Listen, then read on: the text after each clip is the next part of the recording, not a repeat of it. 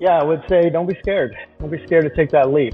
You're going to fail a lot in the beginning. Don't be discouraged with that, especially if if you're trying to do something that is pretty big. Starting a boat company is not small. You're going to fail a lot of times getting to that point where you want to be. And even for a small business, we help small businesses and nonprofits all the time through Dolomites Consulting, and we do that too. And I tell my clients, I know it costs a lot of money. I know this is risky, but you got to take that risk, and if you're not going to look for that reward.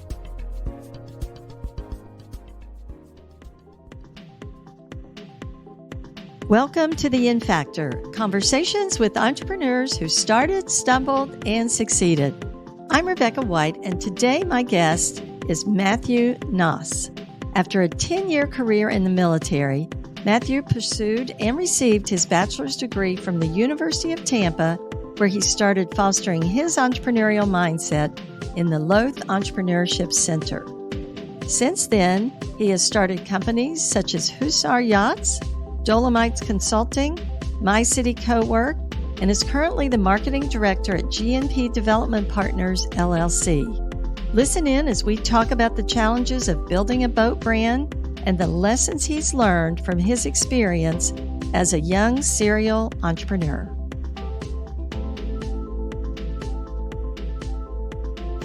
Matthew, thank you for joining me today on The In Factor. Thank you, Dr. White. It's a pleasure being on your show, and it's great being here. Well, it's always exciting for me to have a student, a University of Tampa student, graduate, not a student anymore, but a graduate, come back and talk about their entrepreneurial story. It sort of validates a little bit more of my life and what I do when I see you go out and have some success. And so it's really fun and exciting today to have you back. And I'm excited to get the chance to share with our listeners a little bit more about your story. Yeah, absolutely. Yeah, and I have to tell you, make a quick shout out to the Entrepreneurship Center at UT. It created a great foundation and network of individuals and like-minded entrepreneurs that really kind of just flourish and blossom, what I wanted to do. When I got out of the Army. We'll get to that later on. But I love UT and what it provided for me and where I'm at now. So the incubator program did a great job and love it. Love shouting it out and giving kudos. Thank you. Well, I appreciate it, and I know the whole team there again really appreciates that. It's always great to hear that we've had an impact on someone's life. So I'm excited. I know a little bit about your business and your background, but I'm excited to dig in a little bit more and also to, again, share your story. So talk to us a bit more about Hussar Yachts, which is the company that you're representing and that you're a co-founder with, right? And tell us a little bit more about your story. Let's start by talking about the company and what it is, and then let's dig into your story a little bit and how you got there. Yep. So Hussar Yachts started in 2019 as really an idea. I'm one of 4 managing partners. One of our partners is actually over in Poland. That's where all of our yachts are made. But it came up as an idea, and I actually have a consulting firm in downtown Tampa that I also founded. And so I consult businesses. And one of my partner's buddies came out one day and said, "Hey, I have an idea for this business." And so we sat down, we talked about it. He told me that his uncle in Poland, saw this opportunity and really wanted to see about getting these boats over here to the United States. So after listening to that, I went back, I was doing some research. I don't know too much about boats. The most I have experience is bass boats growing up and fishing. So after doing some research, I said, wow, this is a great opportunity. This looks viable. And we kind of got together and said, hey, you know what? Let's take the risk. Let's take the leap of faith and see what happens. And so we went over and bought our first few boats and came back here and started doing boat shows. And I'm sure you're well aware of that whole deal of, boat shows and that whole industry. So yeah, it started there and it's quickly grown. We opened up officially right before COVID. So that obviously provided challenges, but also was a great thing too. I think because of COVID and the supply chain being interrupted, it allowed us to have a lower barrier entry to really get into the market. So where these other manufacturers couldn't provide boats and deliver boats, we could. And I think that was one of the key factors that really catapulted us into what we are today. Yeah, so that's a great story. I love that. As you pointed out, the boating industry. It's a really interesting one, and it's one that actually did well during the pandemic because it was something people realized that they could get out on the water with their families or whoever was in their close circle, and they could actually have a little freedom there that they didn't have otherwise. So it's really interesting, the timing of COVID for you and Hussar. So let's talk about Hussar Yachts a little bit. You said it's a Polish company, and the name, I think, we started talking about this a little bit before the podcast, but tell me a little bit more about the company, the type of boat, and maybe the history of the name and where that came from. Yep. So Hussar Yachts, we carry four lines officially, ranging from 22 feet all the way up to 88 plus feet. We're really excited, actually. We have our first 71 footer being finished up, and it's going to be delivered hopefully in time for the Fort Lauderdale Boat Show. So we manufacture from 22 to 88 feet currently. Hussar is actually a Polish soldier from the medieval times back in the day, and we thought that was kind of fitting because our main model line that we carry is Parker Poland, and we rebranded to Scamander, and they actually got their start in military vessels. So we thought it was fitting to kind of tie that in to our name and who we are. So that was really fun to be able to have that. And it's a catchy name. So obviously, I know that people go, we can be mulling over weeks at a time trying to figure out the right name. And that it did take us some time to do that. So I have, as you mentioned, I have something of a background in boating as a board member at MarineMax, and so I know something of the challenge of what you're up against with Hussar, and so I'm really curious as you've been building out this company for the last 3 or 4 years. How has your background prepared you or not prepared you for this journey that you're on? Yeah, it's a great question. I started my journey actually in the Army. I joined the Army right before 9/11. Excuse me, right before 9/11 happened. Yeah, I think right. Yeah, 2001. It's been a long time. 2001, and then being deployed over to Iraq and Afghanistan, and 30 different plus countries. The Army really created an outstanding foundation to not only be able to concentrate and focus on things, but to really figure out what I wanted. I got to the point where I became around 30 years old, and I felt really fulfilled with what the Army provided me. Go out and pursue other endeavors. So I got out of the Army really with no, direction on where I was going, but I knew I wanted to, get out there. One, go to school. So I immediately, enrolled into the University of Tampa. And then while I was doing that, I really found my calling in doing business consulting. And that was my incubator company, or at UT, and starting consulting. So, and then really just the entrepreneurial, drive that I always had. I had a cigar company back in my early 20s for a few years with a couple partners, and I always just wanted to build and grow things, and that's really what drives me, day to day is seeing something grow and build, and being able to provide for customers and others and things of that nature. So That's kind of how I came to be, and where I'm at Hussar now. So when you went into the military, did you think anything about entrepreneurship? Because sometimes those are, this career in entrepreneurship, was it what you had in mind eventually, or is it something that kind of found its way to you? Kind of found its way to me. I joined the Army when I was 17. So, the directions that I had multiple different directions. I didn't know where I was going. And that's what I say, the Army did provide me a grounded foundation to really move forward on, things that I wanted to pursue.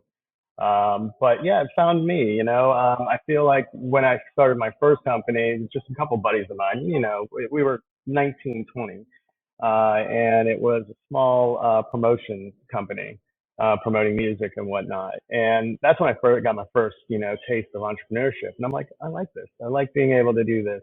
And obviously, the Army and a couple deployments, that put a lot of that stuff on hold. So, and then a cigar company came a few years later. We had that for a while.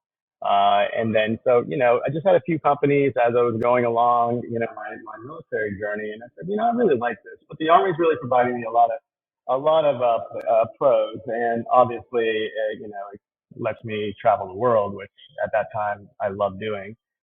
So, I kept it up and they kept on giving me great assignments. So I kept on re-enlisting and around 30, they were like, listen, you got to re-enlist for, indefinite, do your 20 or you got to get out. And I'm like, well, I think I'm going to get out. So got out and pursued, where I'm at today. Yeah. Yeah, it's really interesting because residing here in Tampa, we have the military base, and we actually get a lot of veterans like you who are interested in entrepreneurship, and a lot of the skills I think that you learn in the military can be really helpful. In terms of the discipline and building a company and sort of, I guess I would say, patience maybe, and understanding that it's a journey, and it's not a sprint. It's going to take some time, and it's going to take some hard work. And of course, in the marine industry, the boating industry, that's very true. So, talk to us a little bit about some of the things that you've been learning in the boating industry. What kinds of lessons have you been learning there, and how does that help you not only build your company, but maybe continue to work with other entrepreneurs through your consulting company? Yeah. So, well, lessons I've learned, I'll tell you what, to be patient. I said before, I don't really have a boating background. But what I saw with boating in this particular company is the opportunity. And that's really, what entrepreneurship is all about. It's recognizing the opportunity and executing on that opportunity, so I knew that, with my consulting, I've seen hundreds of different businesses and consulted on hundreds of different businesses. So I felt, I may not know the product, but I can learn enough to be able to sell it, and all entrepreneurs, we're all salespeople. And I think that's the biggest lesson I've learned is being patient and basically repeating yourself to multiple dealers time and time again, in and out, and telling your story and hopefully, it residing with them. And, hopefully we become, start a great relationship, through our dealer network and growing that dealer network. So, that lesson, being patient and just allowing things to kind of, roll into as it comes. We obviously want to grow very fast. We want to, hyper scale, but we want to do it also to where we're not degrading the quality and our customer service. So, seeing that lesson, or learning that lesson has been fun for me throughout this time. But other lessons, I would say, knowing about boats. I know what the bow is. I know what the stern is now. That's a good thing. Good starting point. Yeah, when I first started, I'm like, well, that's the front porch out there, and that's the back porch right back there. So, learning the terminology and things of that nature, just understanding that there are different boaters and there's different needs for those boaters. And, how can we project our quality, craftsmanship, and usage for our boats to these, customers? Because a lot of our boats, they're European style, and they're a little bit different than what, the American industry is used to. So, that learning curve for those customers, we have to develop that. And, that is that's the grind right there. That is the grind, is developing that. We have a great product. We know that it's tried and true. It's, sold and manufactured in over 30 different countries. So, it's a great product. All four lines are great products. But the learning curve and, educating the consumer on these new products and what you can do with them has been, I would say the hurdle of the challenge. But, we're getting better at it every day. That's great to hear. So you mentioned that it's a European style, and of course we saw each other not too long ago at the St. Pete, Florida boat show, and you mentioned to me before our recording that you're headed to the Sarasota boat show. So boat shows are a place for those of you who are listening and aren't boaters, where you can go and check out different aesthetics and different styles of boats. And so I got to see your boats. They do have a European look. The aesthetic is different. What else would you say is different about the boats that you're selling and the Hussar boats? What makes them unique? What's in that message and that brand that you're selling? Yeah, so in particular, one line that we have, our Scamander line, all the holes are vacuum and fused and sealed. So basically, the hole's created and then it's vacuum sealed to create a really strong light hull. So our boats are lighter than normal. The fuel efficiency is outstanding. All of our customers rave about it. That they're saving money just in the fuel savings alone. And so that's the two big pluses for our boats. Obviously, they're styled a little bit different. We are known as the Pilot House line, and that was a challenge in introducing the Pilot House boat into really mainly Florida, and showing the consumer, and educating the consumer on what you can do with a Pilot House. The good thing is that the pandemic kind of helped us, because now, like you were saying earlier, families wanted to do things, but also still be, separated and whatnot, and, the whole COVID thing that we all went through.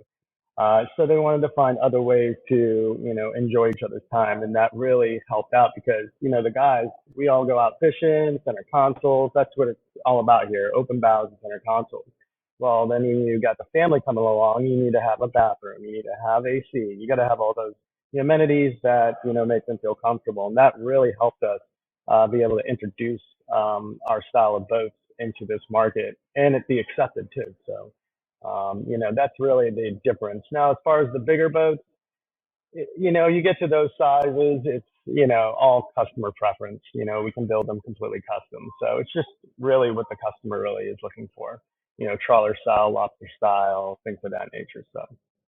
Those are all great points. And you brought up the whole fuel efficiency piece. And of course, in the boating industry, that's something we have to be paying attention to, not only fuel efficiency, but also, how we're going to deal with being in an industry where we're heavy users of fossil fuels. And so what do you see in the future for boating? Do you see more electric boating? What do you see happening in the boating industry, around this area of environmental issues and challenges that every company is facing today? Yeah, so a lot of customers, they are obviously wanting to see a boat that goes off grid. So, having solar panels, batteries, things of that nature. So you don't have to really rely on fossil fuels when you're out and about, only when you're en route. So, I do see that as being, a big demand. Obviously, even with our boats too as well. Even though they're fuel efficient, they still want to have the battery uses. They still want to have the solar panels and things of that nature. So yeah. So now, as far as electric boats, I know that there's some of them out there on the market. I feel like they're going in the right direction. I don't think the technology is really there yet for it to go head to head with fossil fuels, the engines. And you can only go up, I believe, so far. Obviously, there's concepts out there that are fully electric and they're, 50, 60, 70 feet long. And those are, concepts that they're trying out. But the smaller boats that I've seen, at least at the boat shows, even with the electric engine, their range is only, about maybe 200 miles. And that's if you're being fuel efficient. But if you're, hammering down the throttle all the time, that gets decreased, for quite a bit. And you don't want to be out there in the open water and your battery dies and you can't get back. So I feel like a lot of consumers still have that at the top of mind. And, again, I think it's moving in the right direction. And I know that we'll see more electric boats come into the market. And as it gets optimized and better, I think it's going to become a really cool thing to see. So yeah. Yeah, I think you're right. I think it's hybrid is kind of where we're headed now.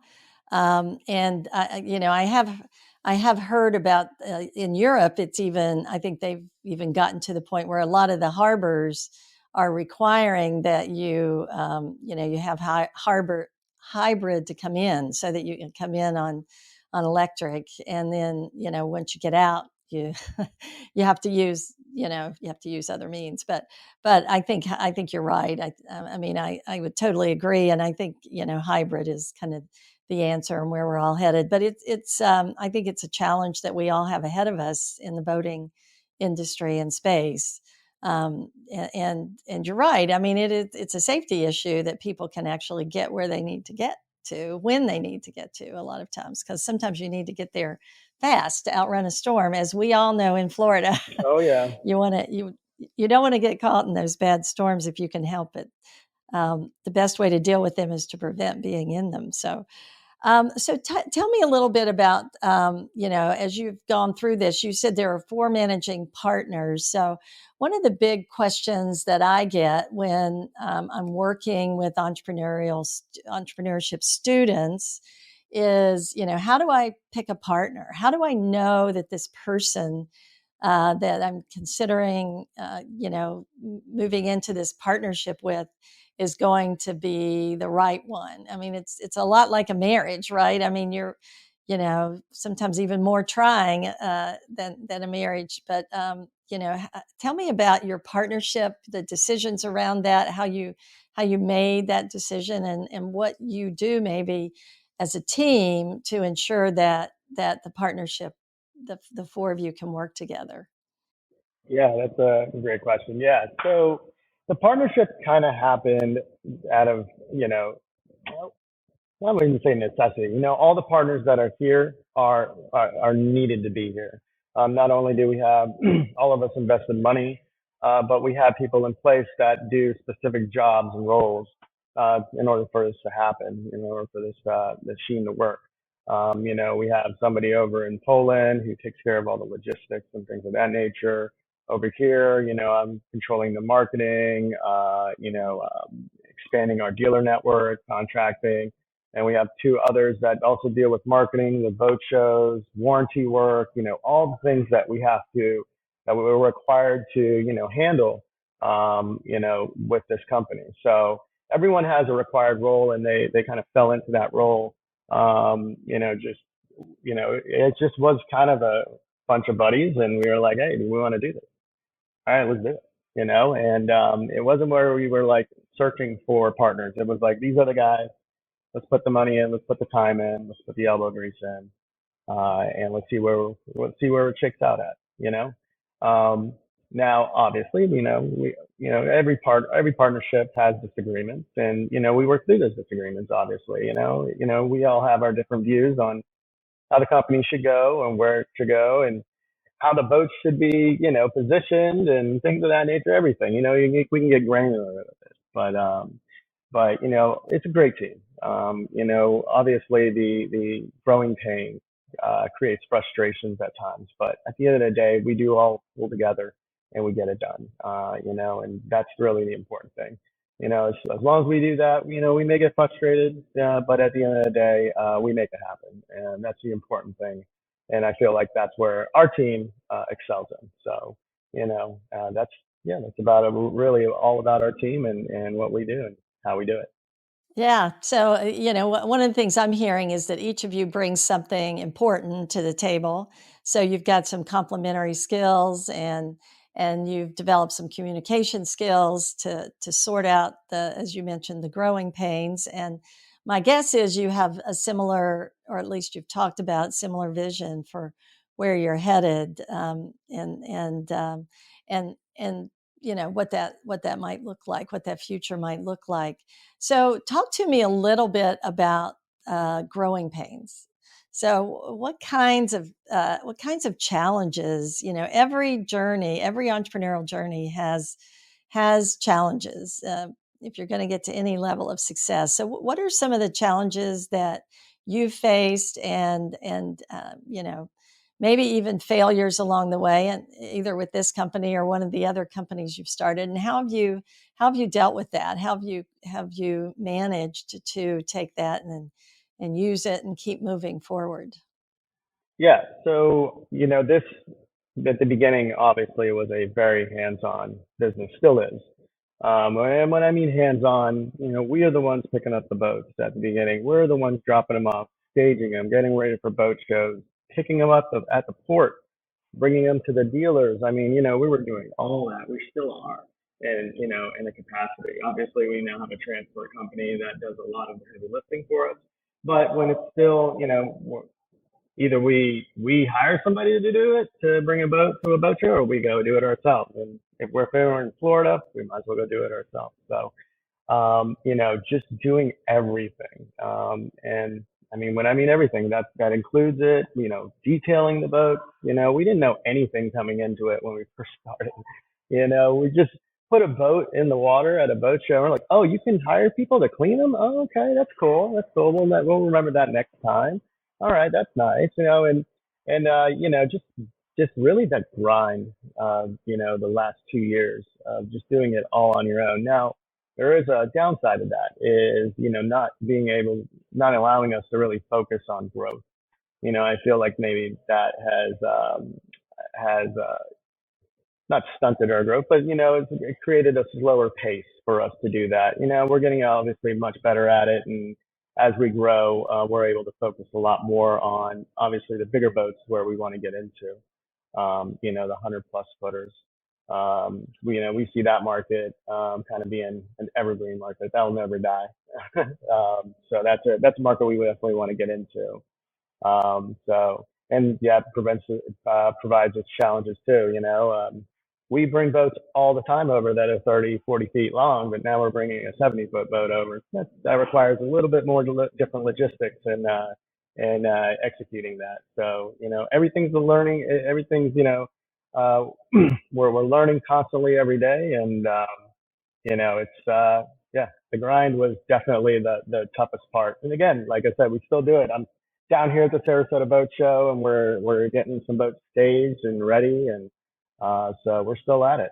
That's what we have to do in order to get ahead. And I know this, and any entrepreneur really knows this, that that hard work pays off. That focus, that grind.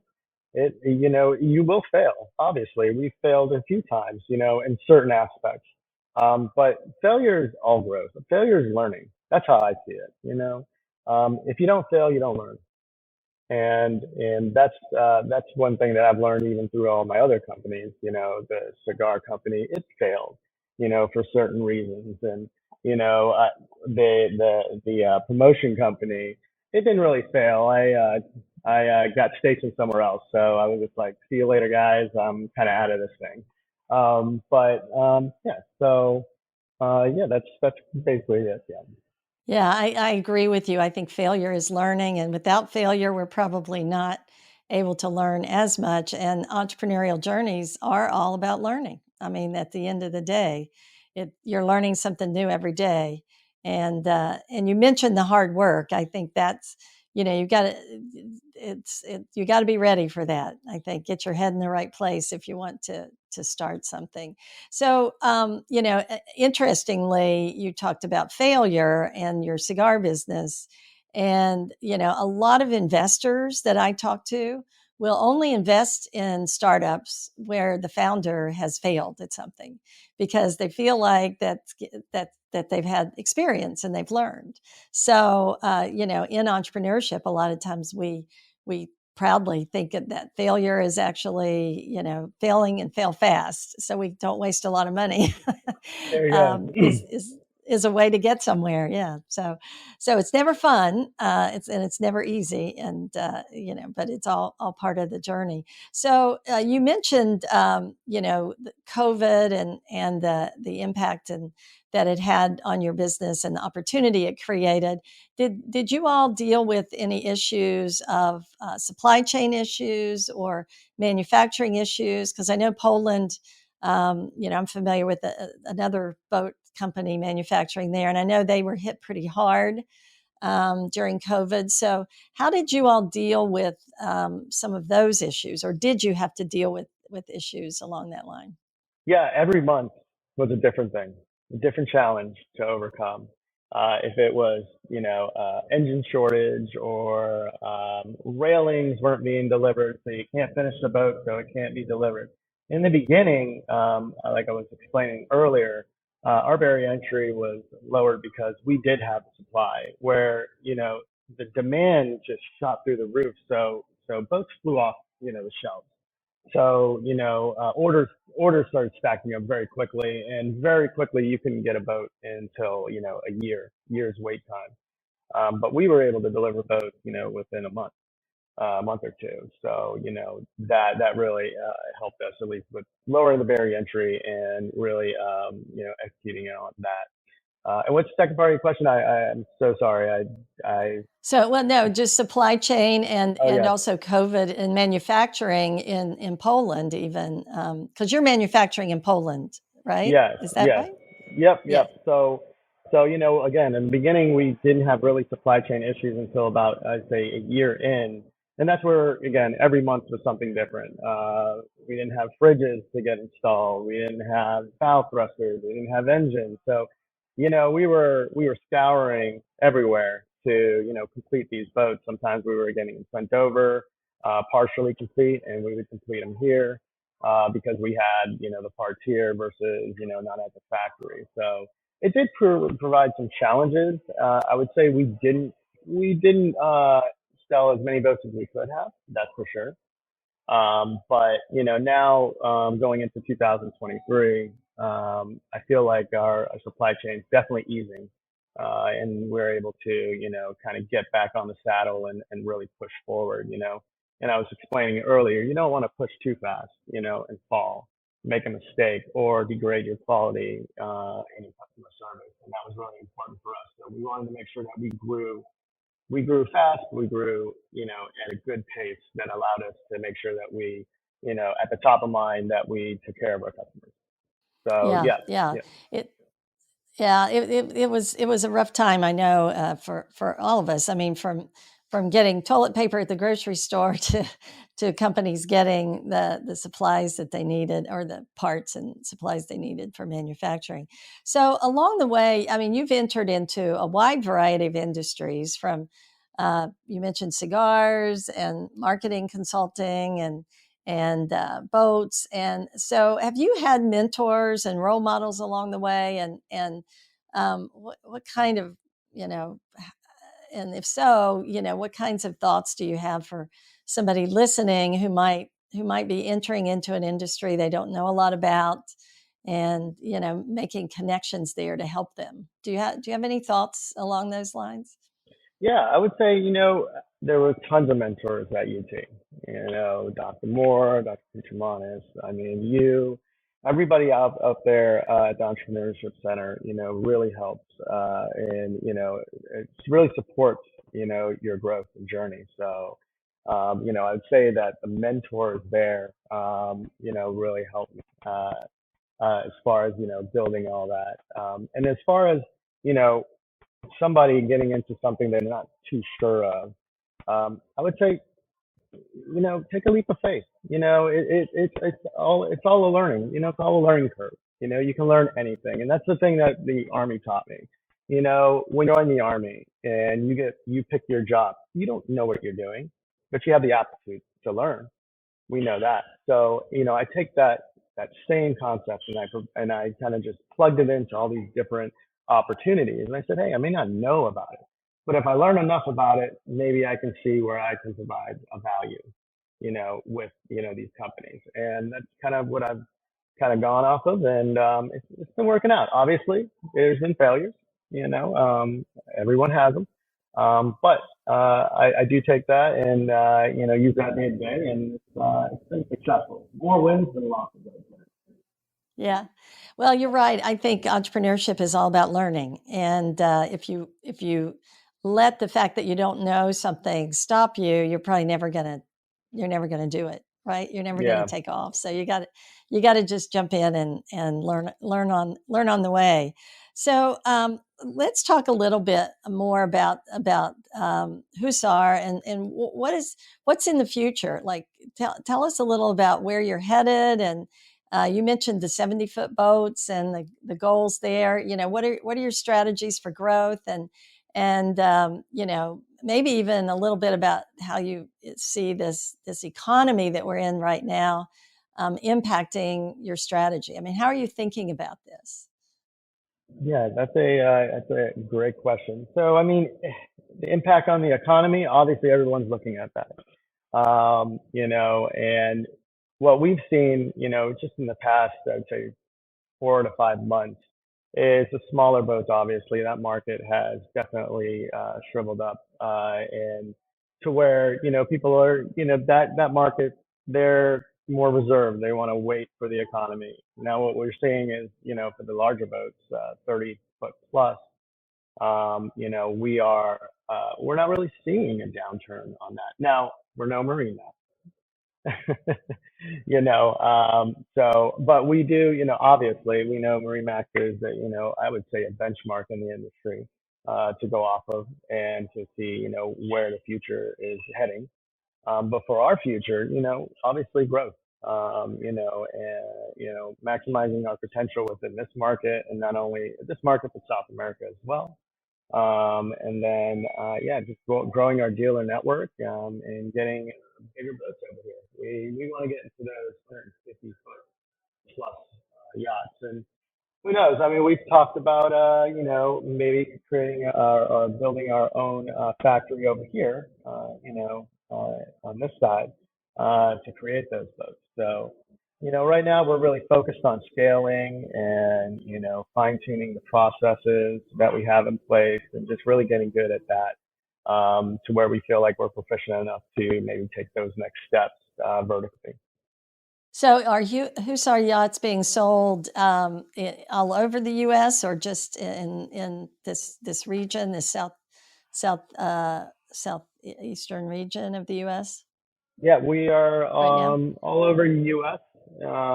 We are getting into South America, but still there's a lot of pie to bite off in the U.S. market.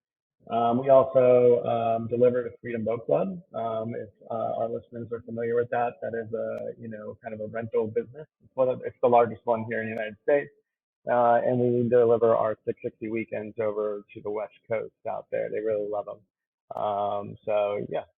That's great. That's great. Yeah, Freedom Boat Club's a great way for someone to get into boating that doesn't have the time or even the location maybe to keep a boat behind their house and take care of it. It's a great way. It's actually my husband and I did that for a while when we first moved to Florida and before we got our boat down here. So it's great. So kudos to you and Hussar and your team and all the work that you've done. I'm really proud of you. It's not easy to enter into this market, and you all taken some good steps, and I know you've still got a lot to learn along the way, but I'm really proud of what you've done, and the boats look great, and I'm excited to see where you're headed. Thank you very much. And again, I appreciate the honor coming on this show and being able to talk with you. And, I love it that you're in the industry and we can talk shop and that, and your wealth of information. And I love chatting with you about it. And, it's now a new love for me. And so it's incredible to be able to get with you and talk with you about this.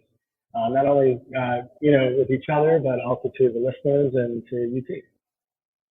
Yeah, well, we really appreciate it. I always end the podcast by asking my guests what's one piece of advice that they would give our listeners, maybe something you wish you'd known or something you've learned on this entrepreneurial journey. Yeah, I would say don't be scared. Don't be scared to take that leap. You're going to fail a lot in the beginning. Don't be discouraged with that, especially if if you're trying to do something that pretty big. Starting a boat company is not small. You're going to fail a lot of times getting to that point where you want to be.